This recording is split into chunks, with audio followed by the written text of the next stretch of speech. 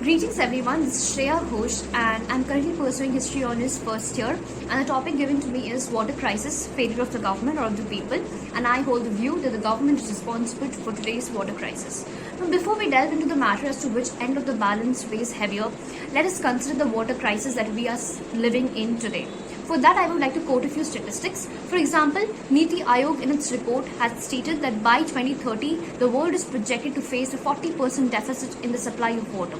Reports say that 330 million people have been grappling under drought-like conditions, especially in the western and southern parts of the country. According to the Composite Water Management Index, it states that around 12% of India's population has already been living under day zero scenario.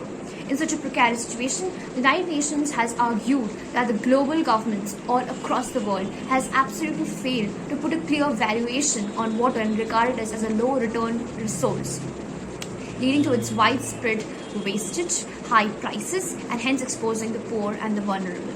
In the context of India, the most recent measures taken by the government are the launch of the Jal Shakti Ministry, which aims to provide a holistic and integrated perspective in providing piped water connection to every household. However, it has several fault lines because provision of piped network to every household actually requires a huge investment in infrastructure, and India, being a developing country, has already been faced with the paucity of capital and also management. There is to be stated that there is a clear disconnect between the water management, society and economic aspects of India, and these three are regarded as water-tight compartments with no comprehensive and cohesive framework to deal with the three at one go. However, India as a country receives enough amount of resources so to support the needs of about 1 billion people.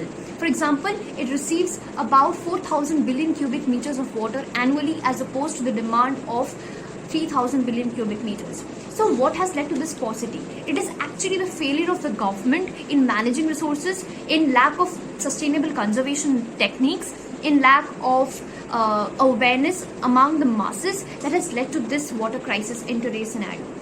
However, leading countries of the world, especially Singapore, even though being a small country, has actually fine-tuned its technology to use and treat its wastewater and revert it back into its framework for further usage. Hence, India needs to follow and innovate resources and models like Singapore so as to counter this measure. Lastly, I would like to state that little or no efforts for sustainable conservation, lack of urban town planning, and ill treatment of sewage has further contaminated the existing water resources, leading to further strain in India's water crisis.